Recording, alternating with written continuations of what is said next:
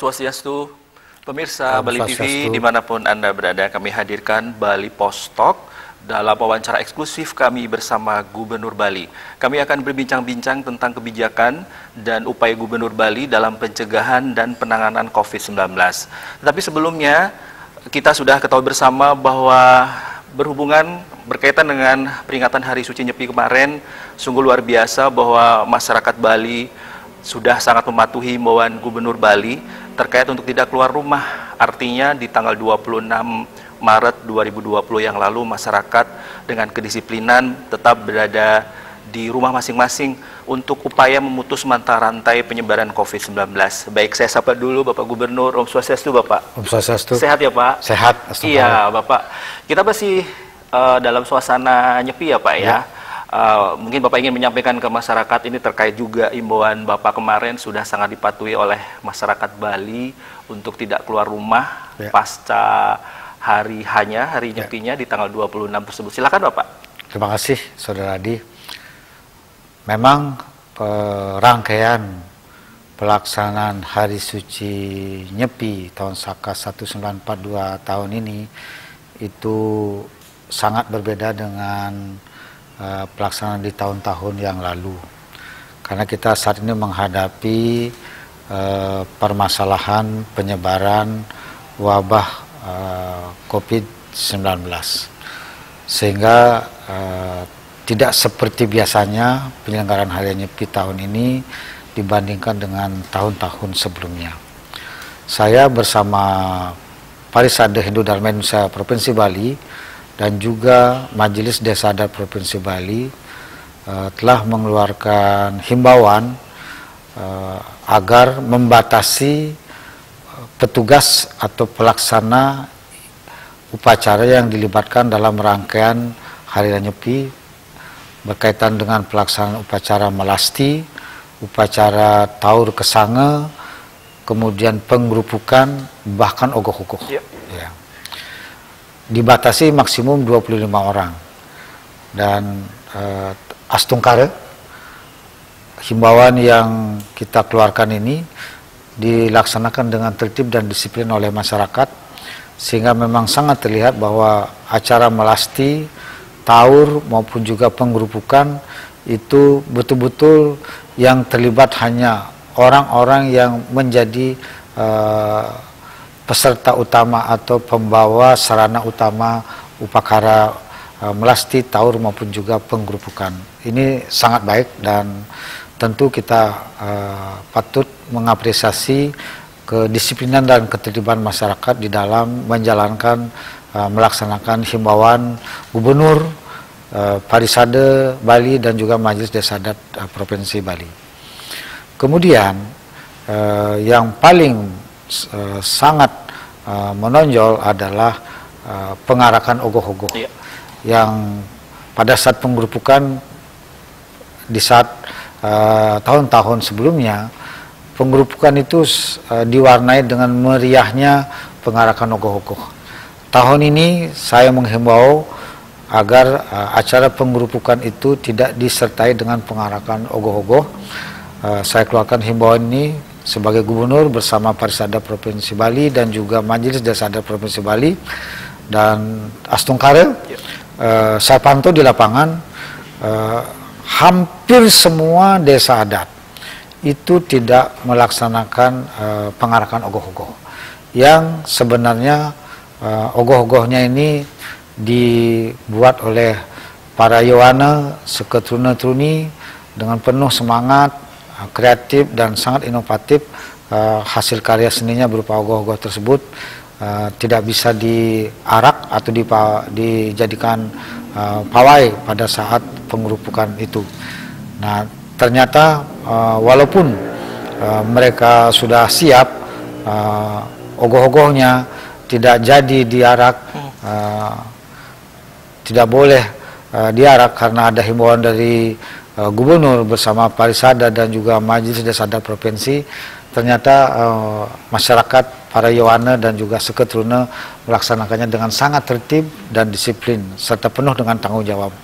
Karena itu juga melalui kesempatan yang baik ini saya mengucapkan terima kasih kepada masyarakat khususnya para Yowana dan seketurunan di desa adat yang telah melaksanakan himbauan apa yang saya keluarkan bersama Parisade dan Majelis Desa Adat Provinsi Bali.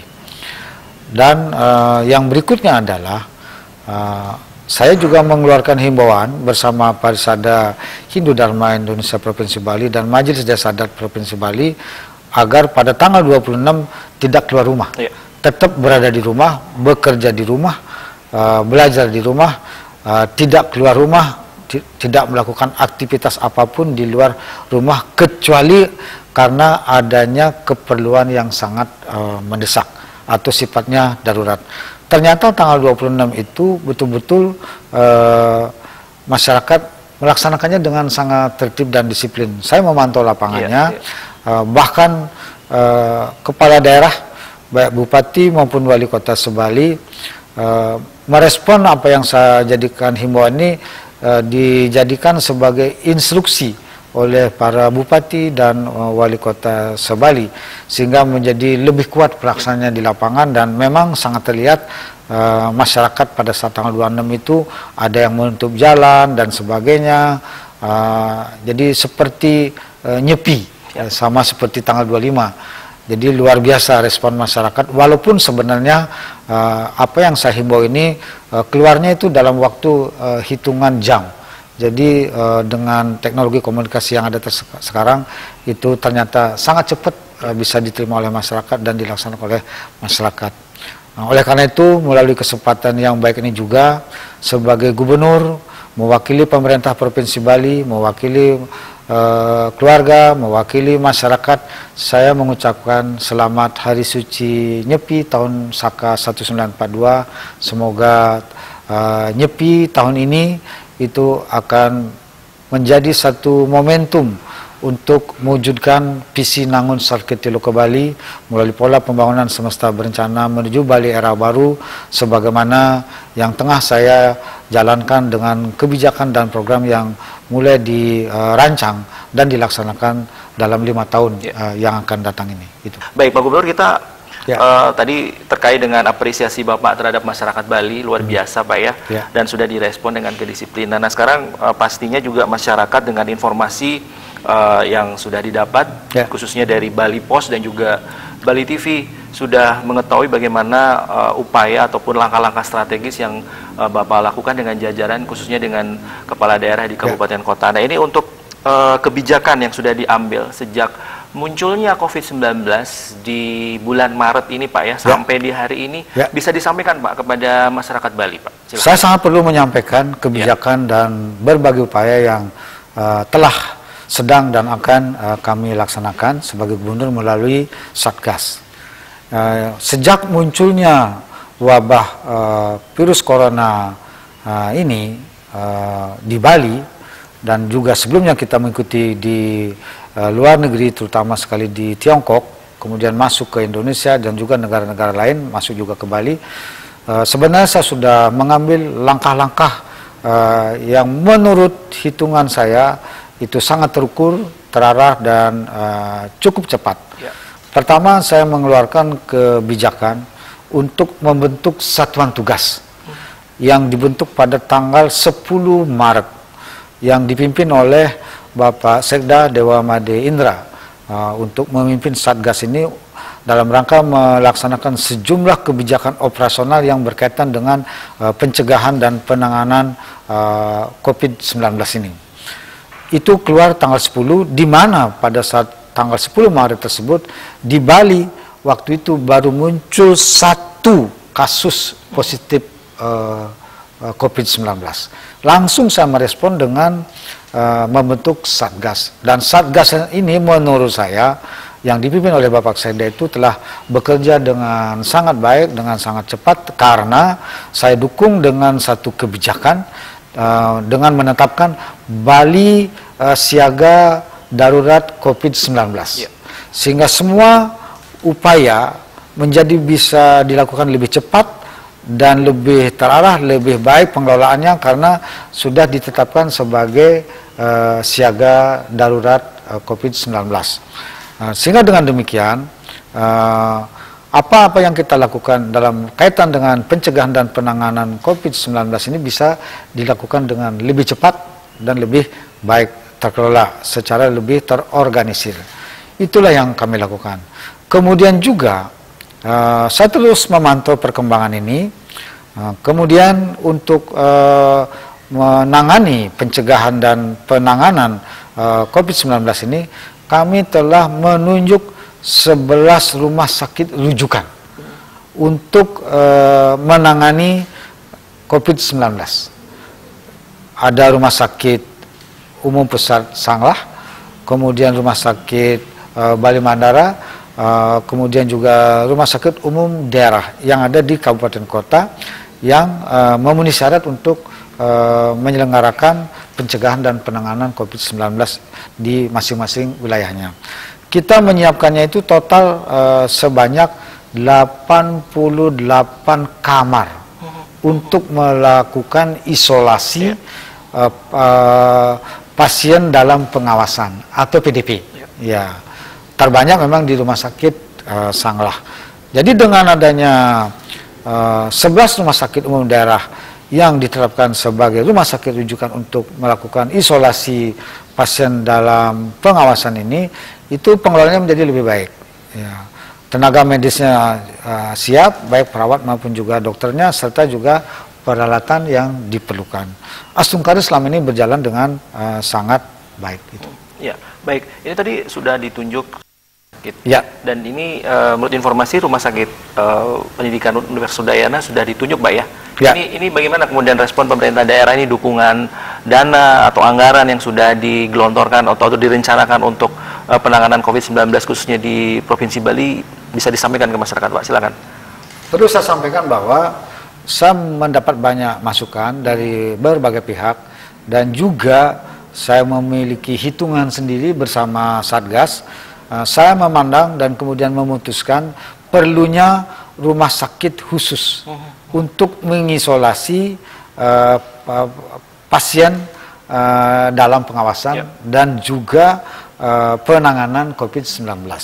Oleh karena itu saya memutuskan dan menugaskan rumah sakit pendidikan milik Universitas Udayana untuk melaksanakan tugas ini.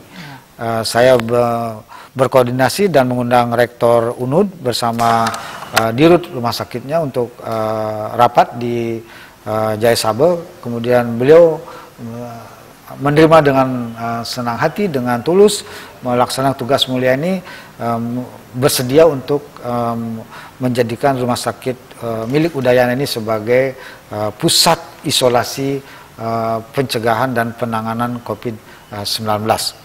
Sehingga dengan demikian tidak lagi nanti menyebar di rumah sakit umum daerah yang ada di sekian kabupaten. Dan saya memandang bahwa kalau ini tersebar penanganannya di kabupaten kota yang ada di Bali, maka potensi penyebaran COVID-19 ini akan menjadi lebih lebar. Karena itu saya memilih satu rumah sakit untuk isolasi dan nanti akan siap beroperasi pada tanggal 7 April karena saat ini sedang dalam persiapan. Kalau ini sudah siap, semua nanti pasien dan pengelolaan pasien COVID-19 itu akan dilaksanakan di satu rumah sakit ini. Tidak lagi di RSUD Kabupaten Kota, tidak ada beban pemerintah daerah Kabupaten Kota, juga risikonya menjadi lebih kecil bagi masyarakat setempat dalam hal terjangkitnya wabah COVID-19 ini. Ini yang sedang kami lakukan dan kami telah menyiapkan anggaran yang diperlukan dari APBD provinsi untuk mendanai seluruh kebutuhan yang diperlukan untuk mengoperasikan rumah sakit Udayana ini sebagai pencegahan dan penanganan COVID-19. Rektor UNUD sudah mengajukan anggaran sebesar 45,9 miliar, ya kurang lebih 46 miliar. Saya sudah berbicara dengan Bapak Sekda sebagai Ketua Satgas sekaligus untuk mengalokasikan anggaran tersebut dengan mengevaluasi anggaran-anggaran yang dialokasikan untuk belanja yang bisa kita evaluasi, bisa dikurangi atau bahkan ditiadakan kegiatannya. Dan sudah dilakukan rapat dan kita sudah mendapatkan anggaran lebih dari 100 miliar untuk mendanai kegiatan dalam rangka pencegahan dan penanganan COVID-19. Ini tidak boleh terlambat. Jadi karena itu semuanya sudah saya putuskan dan anggaran memang sudah tersedia. Saya sudah meyakinkan Rektor Unur jangan ragu, kerja siang malam untuk melengkapi semua persiapan untuk guna memastikan agar pada tanggal 7 April yang akan datang rumah sakit ini sudah bisa beroperasi secara baik. Ya, itu sudah persiapan yang luar biasa. Ini kesigapan pemerintah Provinsi Bali di bawah komando Bapak. Ini Bapak artinya dengan sebegitunya crowdednya mengenai pandemi COVID-19 ini, tadi sudah disebutkan juga selain persiapan beberapa rumah sakit dan juga yang terpusat nanti di Rumah Sakit Pendidikan Universitas Udayana juga pembentukan Satgas dengan Ketua Satgas Bapak Sekda. Ini kemudian Bapak seperti apa kemudian bersinergi ataupun mengajak beberapa pihak terkait ataupun apakah ada lembaga lain yang terlibat, Pak? Ada. Ini kan tidak bisa sendiri Pemprov dan juga kabupaten kota menangani sendiri. Betul. Gitu. Yang selalu saya ajak berdiskusi dalam merumuskan dan memutuskan kebijakan ini adalah tentu Satgas. Kemudian lembaga lain adalah Parisada Hindu Dharma Indonesia Provinsi Bali, kemudian Majelis Desa Adat Provinsi Bali, ditambah dengan saya selalu berkoordinasi, konsultasi, meminta masukan dari Bupati Wali Kota Sebali, juga Ketua DPRD Kabupaten Kota Sebali, serta berbagai tokoh masyarakat yang memang memberikan masukan secara konstruktif disampaikan secara langsung kepada saya. Dan itu selalu saya jadikan sebagai satu acuan untuk merumuskan kebijakan ini, karena saya memahami sepenuhnya bahwa kebijakan ini akan berdampak dan dilaksanakan oleh keseluruhan masyarakat Bali yang pimpinan wilayahnya itu ada di Kabupaten Kota Sebali. Jadi semua kebijakan itu memang oleh Gubernur selalu dikoordinasikan dengan Bupati Wali Kota serta Ketua DPD Kabupaten Kota Sebali. Nah, itu kaitannya dengan mekanisme dan juga proses untuk perumusan dan pengambilan kebijakan. Yang berikut adalah kebijakan yang sangat penting yang saya lakukan adalah mengeluarkan himbauan agar masyarakat berada di rumah, lebih banyak berada di rumah, bekerja di rumah, belajar di rumah, mengurangi aktivitas keluar rumah, mengurangi interaksi dengan orang lain di luar rumah, kecuali sangat penting untuk melakukannya di luar rumah. Dan Astungkara berjalan dengan lancar. Hanya instansi pemerintah, pejabat eselon 1, eselon 2, 3, 4 yang kaitannya dengan pelayanan itu masih ngantor. Saya belum menutup secara total perkantoran pemerintah, apalagi kantoran swasta. Jadi masih diberi kesempatan. Tapi pegawai secara keseluruhan itu sudah bekerja di rumah. Sehingga aktivitas di luar rumah itu memang sudah sangat jarang. Dan saya melihat ini berjalan dengan baik. Kemudian juga untuk membatasi interaksi masyarakat di luar, saya juga sudah berkoordinasi dengan Bupati Wali Kota Sebali, mengeluarkan himbauan agar menutup objek-objek wisata yang ada di wilayahnya. Juga mengeluarkan himbauan tidak boleh lagi ada hiburan malam, tempat kerumunan masyarakat banyak. Kemudian bahkan lebih dari itu adalah saya mengeluarkan himbauan untuk meniadakan kegiatan adat dan agama yang melibatkan banyak orang. Hanya boleh dilaksanakan dengan melibatkan orang secara terbatas, maksimum 25 orang.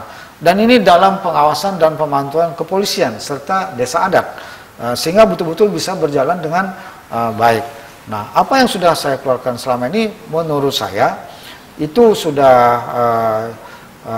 cukup untuk dilaksanakan oleh masyarakat, dan ini sudah bisa mengurangi risiko penyebaran daripada COVID-19 ini. Dan saya melihat bahwa masyarakat Bali ternyata kalau kita berikan arahan secara tegas itu cukup bisa menjalankannya dengan tertib. Saya menilai juga bagaimana respon masyarakat. Itu relatif sangat baik, walaupun proses mengkomunikasikannya itu waktunya sangat pendek, waktunya sangat singkat. Ternyata masyarakat Bali ini mengikuti perkembangan dengan begitu baik, sehingga juga menjalankannya dengan tertib dan disiplin. Luar biasa menurut saya dari sisi itunya gitu. Ya, mekanisme koordinasi ini yang luar biasa, Pak. Ya, ini pemirsa Bali TV sekali lagi, walaupun Bapak Gubernur ini di rumah jabatan sekarang ini kami melakukan wawancara, tapi beliau tadi sudah sangat melakukan komunikasi ya Pak dengan berbagai pihak terkait dengan update perkembangan COVID-19 ya Pak ya. Saya perlu menyampaikan bahwa dalam kaitan dengan pencegahan dan penanganan COVID-19 ini, satu, saya telah mengupayakan agar Rumah Sakit Sanglah itu diberikan kewenangan untuk melakukan uji laboratorium. Sudah diizinkan oleh Menteri Kesehatan. Dan pengadaan tenaga medisnya serta perlengkapan yang diperlukan dilaksanakan oleh pemerintah provinsi dengan anggarannya. Sudah berjalan. Sehingga pada tanggal 26 Maret yang lalu, kita tidak lagi melakukan uji laboratorium di Jakarta atau di Surabaya. Sekarang bisa kita lakukan secara mandiri di Bali, di Rumah Sakit Sanglah yang sudah diputuskan. Sehingga dengan demikian hasil pemeriksaan labnya itu menjadi lebih cepat. Sekarang ini nggak perlu lagi berminggu-minggu. Dulu minggu-mingguan kita nunggunya lama, saya juga jadi nggak sabar. Itu sekarang udah cepet. Nah, sekarang udah berhasil nih. Itu satu. Yang kedua adalah saya juga mengupayakan mendapatkan perlengkapan berupa alat pelindung diri APD ya Pak ya. Dari pemerintah pusat. Saya telepon langsung Kepala BNPB Bapak Doni Monardo, diberikan 4.000 alat pelindung diri dan sudah turun. Kemudian langsung dibagi ke semua rumah sakit rujukan. Itu tahap 1 akan dikasih lagi tahap kedua. Kemudian juga saya memohon supaya dibantu dengan peralatan namanya rapid test untuk menguji secara singkat para ODP atau pasien dalam pengawasan PDP atau para petugas medis. Sudah diberikan sebanyak 3.800 kit oleh Bapak Kepala BNPB selaku Ketua Satuan Gugus Tugas. Sehingga sekarang dengan adanya rapid test ini kita sudah bagi ke semua rumah sakit rujukan untuk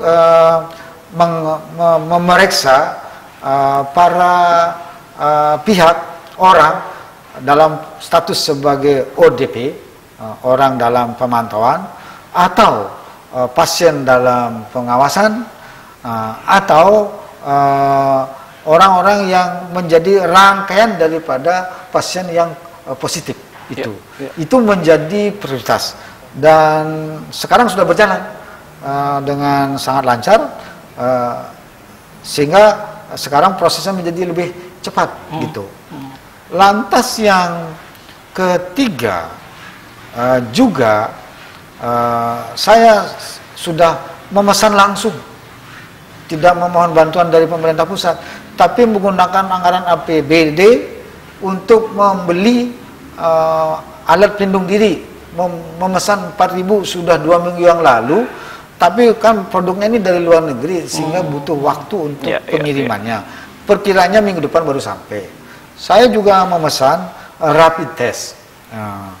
Terus terang perlu saya sampaikan, berbagai upaya saya lakukan untuk pemesanan ini. Saya dibantu juga nantinya oleh pihak luar. Ya, rapid test, alat pelindung diri, masker, sarung tangan, ventilator dan sebagainya. Itu dalam waktu minggu depan akan datang. Ada pihak yang membantu. Saya melalui pendekatan yang difasilitasi oleh duta besar dan juga oleh para konsul negara sahabat membantu. Saya ajak komunikasi, responnya sangat baik. Cuma karena butuh pengiriman dari negara, prosedur antar negara butuh waktu yang cukup lama. Sabar menunggu. Saya kira minggu depan kiriman ini akan datang. Ya, artinya pemerintah Provinsi Bali dengan swadaya sendiri dengan inisiatif sendiri untuk yang tadi ya Pak ya mengenai APD. Baik, ini Bapak untuk terkait masih terkait dengan kita tidak bisa memprediksi mengenai pandemi ini Pak ya. Ya, betul. Ini untuk Bali sendiri. Ini juga mungkin pertanyaan dari pemirsa Bali TV dan pembaca Bali Post. Ini terkait untuk upaya yang sudah dilakukan tadi, yang sudah sebagian tadi Bapak sampaikan. Ini terkait untuk jalur keluar masuk Bali Pak. Ini terkait dengan istilahnya ya kalau secara ekstrimnya lockdown begitu ya. Atau tadi kan dengan kebiasaan masyarakat mendisiplinkan diri tidak keluar rumah. Tapi untuk ini mobilitas orang yang keluar masuk Bali, apa yang sudah Bapak lakukan? Jadi saya sudah mengeluarkan himbauan kepada masyarakat untuk tidak keluar Bali, bukan melarang, himbauan untuk menunda rencana keberangkatan dari dan menuju Bali. Ini yang artinya berlaku untuk masyarakat Bali yang ada di Bali maupun juga masyarakat umum yang ada di luar Bali, bahkan di luar negeri. Sudah berjalan itu. Nah, hanya saja agar himbauan ini bisa berjalan dengan efektif, itu tidak sepenuhnya pelaksananya itu ada di kewenangan pemerintah Provinsi Bali. Ya. Karena pintu masuk orang masuk Bali ini ada di udara lewat pesawat, ada di laut lewat pelabuhan penyeberangan, ada juga lewat darat. Nah, sejauh ini kewenangan untuk melakukan lockdown sesuai dengan arahan kebijakan Bapak Presiden itu adalah kewenangan pusat. Jadi pemerintah daerah tidak boleh melakukan lockdown, artinya menutup wilayahnya secara total dari berbagai akses pintu masuk transportasi. Nah, karena itu saya tentu segala sesuatu yang diputuskan dijadikan sebagai kebijakan harus sinkron dengan arahan dan kebijakan Bapak Presiden. Nah, untuk membatasi interaksi pergerakan masyarakat yang keluar Bali atau masuk ke Bali, sifatnya hanya himbauan, gitu. Nah, kalau terhadap masyarakat yang ada di Bali keluar Bali, menurut saya relatif sudah berjalan dengan baik. Sekarang ini yang harus kita rem adalah bagaimana pergerakan orang luar Bali yang mau masuk ke Bali. Nah, untuk ini karena aksesnya itu ada di bandara, ada di pelabuhan, ini adalah kewenangan pemerintah pusat. Kemarin saya sudah berkirim surat kepada Bapak Menteri Perhubungan agar melakukan pengawasan secara ketat dan melakukan seleksi pada semua pintu masuk akses ke Bali, baik melalui bandara maupun juga melalui pelabuhan. Saya sudah WA secara langsung Bapak Menteri Perhubungan yang sekarang dijabat oleh Bapak Menko Maritim, beliau sudah merespon. Kemudian saya langsung juga kemarin malam teleponan dengan Bapak Dirjen Hubungan Laut dan Dirjen Hubungan Darat mengenai untuk memperketat pengawasan para penumpang atau juga kendaraan yang masuk ke Bali lewat darat, lewat pelabuhan. Itu dilakukan seleksi secara ketat dan harus melakukan protokol kesehatan. Beliau sudah menyanggupi.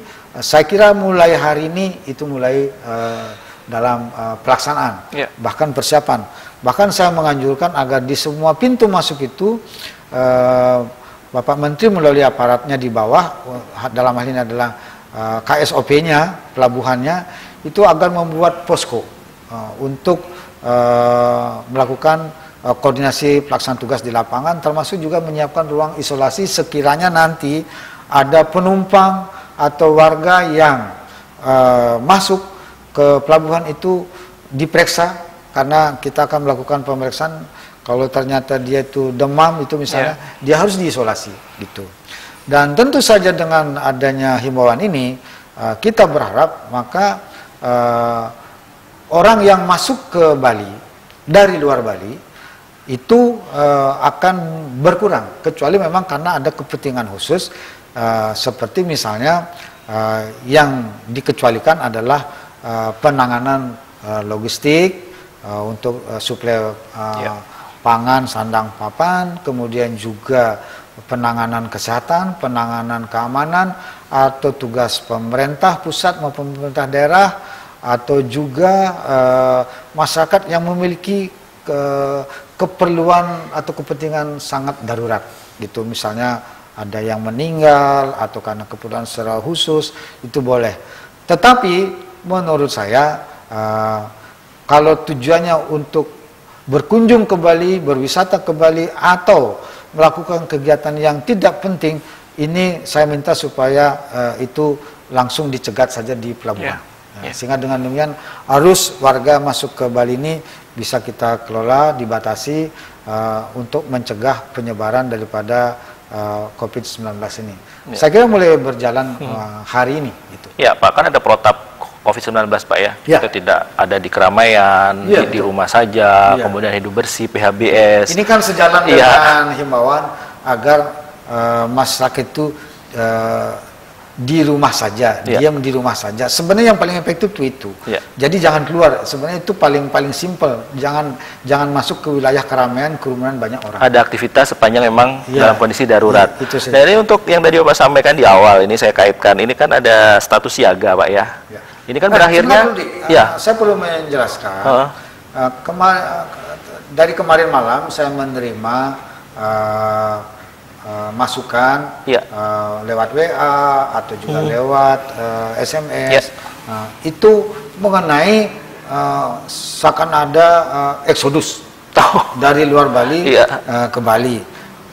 Saya sudah mengecek langsung melalui petugas perhubungan dan juga melalui jajaran saya yang ada di partai dengan satgas yang ada di wilayahnya. Itu ternyata yang dari luar masuk ke pintu pelabuhan Gilimanuk itu adalah orang Bali yang waktu hari Nyepi itu dia pergi ke pulang kampungnya. Nah, lantas begitu selesai Nyepi, dia balik ke Bali. Ada yang menggunakan sepeda motor, ada yang menggunakan bus, ada yang menggunakan mobil pribadi. Itu diperiksa, itu memang adalah warga yang tinggal di Bali, alamatnya di Bali. Dia balik ke Bali. Tapi kalau dibilang itu mencapai sampai 42.000, enggak benar. Gitu ya. Nah, saya sudah memiliki daftar lengkap berapa orang yang nyebrang dengan jalan kaki, maksudnya jalan kakinya di pesawatnya, bukan di kapalnya. Ada yang menggunakan kendaraan pribadi, ada yang menggunakan bus. Itu totalnya ada sekitar 11.000. Dan kalau dibandingkan dengan tahun lalu, terjadi penurunan yang sangat jauh. Orang yang keluar Bali ini, yang kemudian dia balik itu ternyata tidak semua balik, mungkin dia masih menunda. Walaupun dia sudah selesai harian Nyepi, belum dia balik ke Bali karena juga kan nggak kerja. Jadi juga yang sekolah kan belajar di rumah. Jadi sebagian besar itu belum balik. Memang sudah ada yang balik. Ada H+1 Nyepi waktu tanggal 26 sedikit, kemudian H+2 ada peningkatan, kemudian H+3 sampai tanggal 27-28 masih ada. Tapi tidak sebanyak tahun lalu. Jadi mohon kepada semua pihak masyarakat Bali jangan menilai bahwa itu orang baru yang datang ke Bali. Bukan. Ini adalah warga Bali yang waktu hari Nyepi dia itu sedang pulang kampung ke daerahnya di Jawa. Lantas setelah Nyepi dia balik lagi. Sebagai orang Bali, warga Bali di sini, dia punya hak kita layani. Jangankan yang dari dalam negeri, yang dari luar negeri saja, dari berbagai negara balik ke Bali harus kita izinkan, kita tangani sesuai dengan protokol kesehatan. Jadi itu jangan sampai panik. Jangan dipolitisir ya Pak ya. Ada yang mengatakan kita nggak boleh keluar rumah, tapi kalau ada orang luar masuk ke Bali, naik bus segala macam. Nah ini kan orang Bali ke Bali karena dia memang tinggal di Bali. Jadi saya kira kita nggak boleh melarang gitu. Ya. Itu juga SOP-nya untuk mereka keluar masuk kan sudah ada ya Pak ya. Ya, artinya jangan akan lebih ketat lagi. Yang penting Bapak kan sampaikan jangan bengong gitu ya Pak ya untuk melakukan aktivitas yang tidak penting. Betul, ya Pak ya. Supaya bengong. Nanti pemerintah provinsi dibilang tidak gabeng gitu ya Pak ya. Jangan pemerintah provinsi bilang gabeng lah, nggak berani lah, nggak tegas lah gitu. Iya. Sejumlah kebijakan dan upaya yang sudah dilakukan, apa itu tidak menunjukkan satu keberanian? Apa itu tidak menunjukkan satu kepemimpinan yang tegas? Gitu. Baik, ini terkait tadi Pak ya, mengenai status siaga. Ya. Ini kan berakhirnya kalau nggak salah besok Pak. Ya, betul. Ya.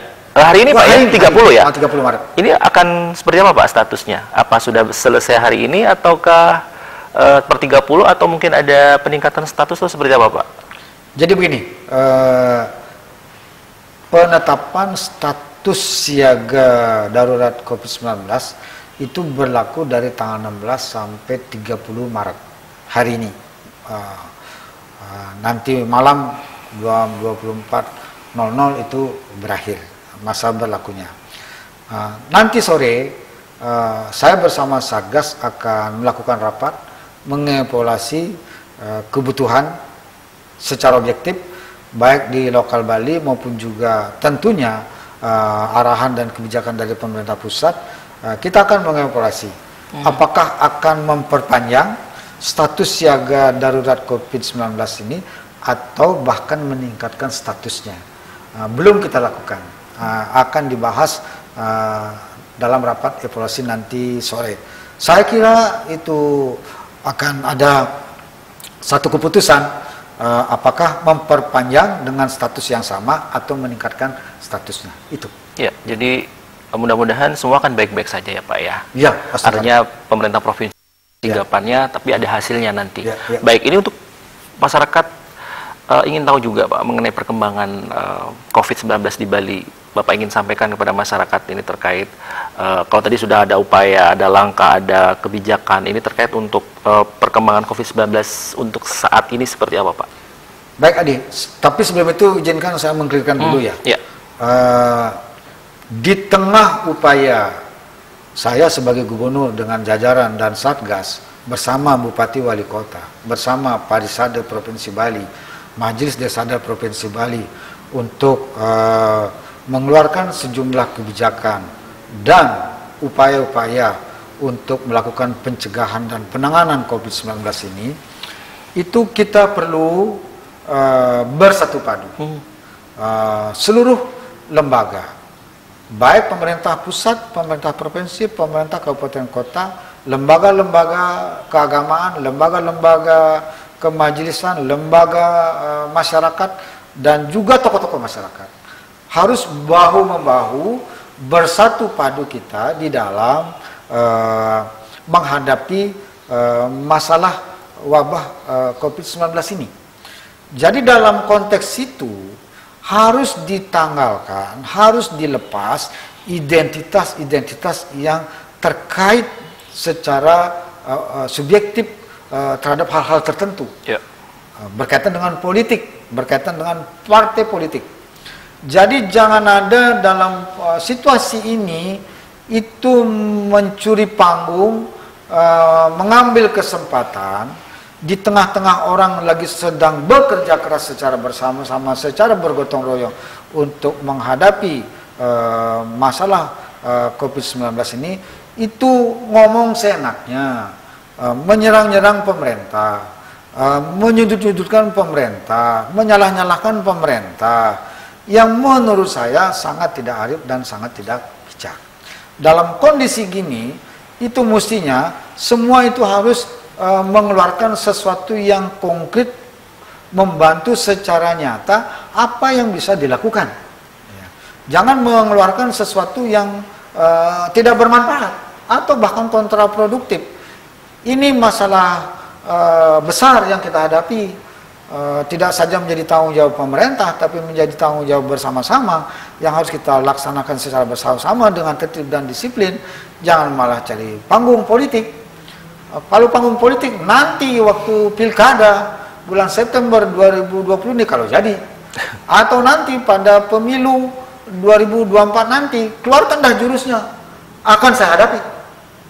Saya sebagai gubernur juga sebagai ketua partai, tentu saya juga pada saat itu saya akan menghadapi. Tapi yang sekarang ini kita hadapi harus dengan niat, sikap dan perilaku nyata secara bersama-sama dengan bergotong royong. Jangan nyinyir, ya. Apalagi menyalah-nyalahkan orang. Sementara dia menyalahkan, nyinyir hanya dengan diam di tempat, tidak melakukan apa-apa. Nah itu. Apalagi mengatakan pemerintah ini gabeng, mengatakan gubernur ini kurang tegas, kurang berani. Kalau melihat kebijakan dan upaya apa yang saya lakukan, seperti sudah saya uraikan tadi, kurang berani apalagi saya, kurang tegas apalagi saya ini sebagai gubernur. Tapi apa yang saya lakukan sebagai satu produk kebijakan, sebagai satu upaya yang dilakukan dengan berbagai pihak, kan tidak selalu harus kita omongin tiap menit, cari popularitas segala macam. Ya untuk apa? Mendingan saya kerja. Itu. Menurut saya semua orang, dan saya mengajak semua tokoh-tokoh masyarakat, pengamat, para politisi, kalau nggak bisa melakukan sesuatu yang bermanfaat untuk mengatasi masalah ini secara bersama-sama, mending diam. Ya. Jangan mengatakan gubernur tidak berani, tidak tegas. Apa yang tidak berani? Apa yang kurang tegas? Saya lebih dulu melakukan keputusan, mengambil kebijakan, menerapkan Bali siaga darurat. Pertama kali Provinsi Bali. Ya. Pertama kali Provinsi membentuk Satgas, bahkan mendahului pemerintah pusat.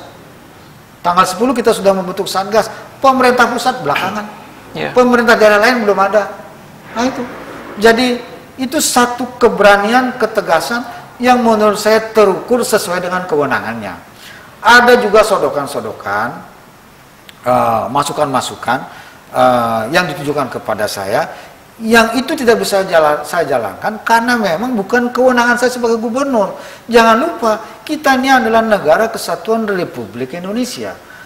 Saya ini gubernur, di atasnya ada presiden. Ada kebijakan yang menjadi level presiden, baru bisa dijalankan oleh kepala daerah di bawahnya. Kan itu yang harus dilakukan. Selagi kita belum mendapat arahan dan kebijakan dari presiden, maka yang boleh dilakukan itu adalah sesuai dengan kewenangan di wilayahnya masing-masing. Itu yang saya lakukan secara optimal. Itu dengan terukur, dengan jajaran semua yang saya ajak untuk terlibat di dalamnya. Gitu. Jadi terus terang, saya mempertanyakan orang-orang yang mengatakan saya ini tidak berani, pemimpin yang kurang tegas, Bali butuh pemimpin tegas. Saya tanyakan orang itu apa keberaniannya, apa ketegasannya dia juga, dan apa juga bukti nyata yang sudah dia lakukan. Karena pandemi ini juga tidak bisa dianggap remeh, sesuatu yang kredit, memang ada kewenangan yang mana pusat, mana yang daerah, Pak ya. Kalau begitu pertanyaan saya, Pak, dengan apa yang tadi Bapak sampaikan, apa yang kemudian bisa dilakukan masyarakat supaya masyarakat juga dapat mendapatkan informasi yang tepat begitu ya, artinya tidak ada orang-orang yang mempolitisir begitu, karena memang kebijakan dari gubernur kan sudah tegas begitu. Apa yang ingin Bapak sampaikan kepada masyarakat kalau seperti itu? Yang perlu saya sampaikan secara dini, aktual kepada masyarakat adalah pertama mengenai perkembangan pasien dalam pengawasan secara kumulatif total sampai saat ini, sejak kasus ini muncul tanggal 10 Maret yang lalu. Sekarang ini kita sudah dalam posisi tanggal 30, artinya sudah 20 hari berjalan situasi di Bali ini dengan wabah COVID-19. Total kumulatifnya pasien dalam pengawasan itu sudah mencapai 141 per hari ini. Ya, data yang masuk pada saya. Dari 141 itu 90 negatif. Ya. Yang 10 positif. Ya. Jadi 10 yang positif. Ya. Dari 10 yang positif ini 5 warga negara asing, 5 warga negara Indonesia. 5 warga negara asing ini 2 sudah meninggal, 3 masih dirawat. dirawat di Rumah Sakit Sanglah dan juga di Rumah Sakit Umum Tabanan. Kemudian 5 warga negara Indonesia ini perlu saya jelaskan, yang satu itu pekerja warga Bali yang tadinya bekerja di kapal pesiar di Italia, baru pulang. Waktu itu belum berlaku karantina, sehingga dia lolos. Demam 2 hari di rumahnya, kemudian dicek, kemudian diisolasi, keluar hasilnya positif. Jadi ini adalah imported case bersama asingnya. Lantas juga ada warga negara Indonesia, orang Bali ini, warga Bali ini, itu yang bolak-balik ke Jakarta, juga ke Surabaya.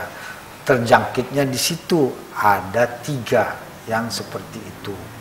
Nah, lantas yang satu lagi adalah yang merawat, yang merawat kena itu. Jadi yang 5 ini adalah 3 karena tadinya pergerakannya dari Bali Jakarta, dari Bali Surabaya, dari Bali Jakarta 2 orang, Bali Surabaya 1. Jadi ini kira-kira terkenanya di Jakarta atau di Surabaya. Yang satu lagi adalah terbawa dari kapal pesiar bekerja di Itali, satu lagi karena perawatnya gitu. Nah, yang 5 adalah orang asing, ya penyakit udah bawaan. Jadi sebenarnya dari 10 ini yang murni muncul di Bali itu sebenarnya belum. Jadi hanya merupakan imbas dari atau transmisi dari pasien yang bawaan gitu. Nah, yang sisanya 41 masih dirawat. 41 dirawat. Oh ya, yang 10 positif ini sudah konfirmasi 1 sembuh. Oh ya. Jadi ini yang menggembirakan. Jadi dari 10 ini 2 meninggal, 8 dirawat, 8 yang dirawat ini 1 sembuh. Ya, jadi sudah negatif dia. Jadi ini satu kemajuan. Saya memantau terus ini situasinya gitu. Nah, yang berikutnya adalah yang perlu saya sampaikan, informasi penting juga buat masyarakat adalah ada warga Bali yang bekerja di luar negeri sekarang ini yang akan kembali ke Bali dalam waktu dekat ini. Ada puluhan ribu yang akan kembali, ada bekerja di kapal pesiar, ada di spa atau kuliah, atau bekerja di bidang-bidang tertentu akan balik karena keinginan sendiri atau karena kebijakan pemerintah setempat. Di antaranya dalam waktu dekat ini akan ada pekerja kapal pesiar di Italia dari Bali itu akan balik ke Bali. Itu mencapai sekitar ratusan orang. Kita sudah menyiapkan pintu penerimaan di bandara, ya, untuk menyeleksi di jalur khusus. Ada protap di sana yang akan diawasi dengan ketat dengan protokol kesehatan. Kemudian disiapkan karantina. Ya, kita sudah menyiapkan karantina tempat yang representatif karena itu adalah tempat pendidikan dan latihan pegawai dan pejabat struktural sebenarnya cukup memadai dan layak untuk dipakai, yaitu di Badan Latihan Kesehatan milik Provinsi, Balai Latihan miliknya Kementerian PU, Balai Latihannya milik Perhubungan. Jadi ini akan dimanfaatkan. Kita memiliki sekitar 1000 tempat tidur dengan kamar yang layak, ber-AC, jadi lebih baiklah daripada karantina yang di Pulau Natuna itu, yang di sini. Kemudian konsumsinya juga disiapkan secara gratis oleh pemerintah provinsi, disiapkan tenaga medis, disiapkan tenaga keamanan. Jadi saya minta nanti yang pulang ini akan dikawal dengan ketat oleh polisi dan TNI dan harus tertib, tidak boleh ada yang melawan. Pokoknya kalau dia datang dari yang terjangkit COVID-19 itu akan dikarantina, kemudian akan diperiksa dengan rapid test, kalau negatif baru boleh pulang. Ya, artinya kalau Bali dibandingkan dengan provinsi lain jauh lebih kondusif ya Pak ya. Sebenarnya sih ini masalah penyakit kayaknya tidak elok kalau dibanding-bandingkan begitu Pak ya. Jadi begini, kalau di Bali sampai saat ini yang positif 10. Sebagai destinasi wisata dunia. Nah, saya mendapat telepon, mendapat WA dari sejumlah pihak termasuk sejumlah menteri.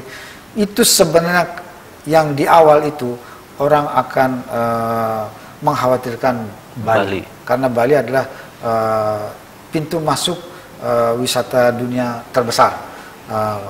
Tahun 2019 itu 6,3 juta wisatawan mancanegara datang ke Bali sampai akhir 2019.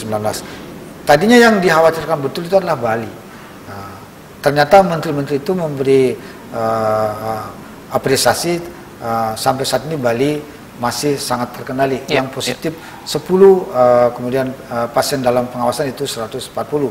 Bandingkan dengan provinsi lain, Jakarta itu udah 600 lebih, Jawa Barat, Jawa Tengah, Jawa Timur, Banten, bahkan provinsi lain itu transmisi lokalnya sangat tinggi. Jumlah warganya sudah terkena sangat tinggi.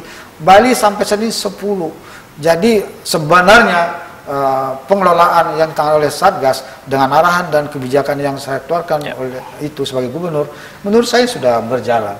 Itu sangat harus diapresiasi masyarakat, Pak ya. Iya, masa sudah begitu juga dibilang gabeng, dibilang tidak berani, dibilang Bali butuh pemimpin yang tegas. Jangan-jangan yang mengatakan saya tidak berani, tidak tegas itu adalah orang yang tidak berani dan tidak tegas melakukan apa-apa juga. Gitu. Baik, Pak Gubernur. Terakhir ini apa arahan, himbauan, harapan Bapak ini terkait dengan masih dalam suasana keprihatinan kita terkait pandemi COVID-19 untuk masyarakat Bali, pemirsa Bali TV, pembaca Bali Post. Silakan Bapak. Saya sangat berharap semua warga disiplin, tertib, mengikuti arahan, himbauan pemerintah pusat, pemerintah provinsi maupun juga pemerintah kabupaten kota untuk menyelamatkan umat manusia. Tidak ada pilihan lain. Harus ikut arahan, harus tertib, harus disiplin. Di rumah, kalau tidak perlu jangan keluar rumah. Inilah satu-satunya cara yang paling efektif untuk mencegah penyebaran COVID Corona.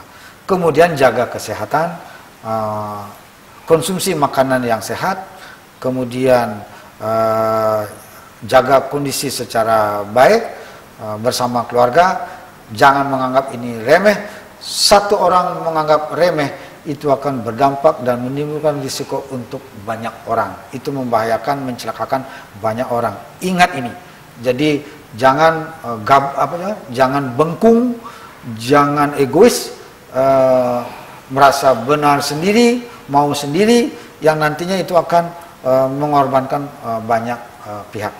Itu harapan saya, dan sekali lagi saya harap semua pihak masyarakat Bali ini agar kita ini bersatu padu bekerja apa yang bisa dilakukan dan menjaga situasi ini dengan kondusif, bekerja dengan kebersamaan dan gotong royong. Kita akan mengeluarkan kebijakan baru, menjadikan Desa Adat sebagai basis satuan tugas gotong royong untuk pencegahan dan penanganan COVID Corona. Baik, terima kasih Pak Gubernur atas informasinya ini terkait topik kami pada kesempatan malam hari ini. Sehat selalu ya Pak ya? Ya, harus sehat. Iya. Baik, pemirsa Bali TV, demikianlah perbincangan kami bersama Gubernur Bali Bapak Wayan Koster terkait kebijakan dan upaya Gubernur Bali sehubungan dengan pencegahan dan penanggulangan COVID-19. Dari kediaman atau rumah jabatan Gubernur Bali di Jaya Sabe, kami akhiri Bali Post Talk kesempatan kali ini. Terima kasih atas perhatian Anda dan kami tutup dengan para mesanti. Om Santi, Santi, Santi, Om.